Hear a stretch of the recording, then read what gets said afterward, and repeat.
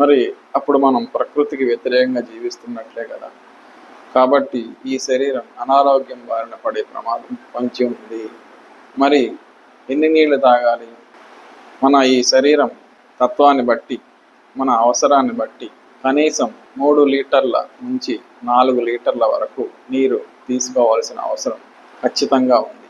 ప్రకృతిలో వర్షాలు పుష్కలంగా ఉన్నట్లయితే, తగినంతగా ఉన్నట్లయితే పచ్చదనం ఎలా వెల్లివిరుస్తుందో, ప్రకృతి ఆనందంగా ఎలా ఉంటుందో, ఆహ్లాదకరంగా ఎలా కనిపిస్తుందో, అలాగే ఈ శరీరం కూడా తగినంత నీరు నిరంతరం అందుతున్నట్లయితే కళాకాంతులు శరీరంలో ఉట్టిపడతాయి. ఆరోగ్యం ఆనందంగా హాయిగా ఉంటుంది. అందుకోసం మనం ఖచ్చితంగా ప్రతిరోజు 3 నుంచి 4 లీటర్ల నీటిని శరీరానికి అందించాల్సిన అవసరం ఖచ్చితంగా ఉంది. మరి ఎలా? బడికి వెళ్ళే పిల్లలు, కాలేజీకి వెళ్ళే కుర్రవాళ్ళు, ఉద్యోగం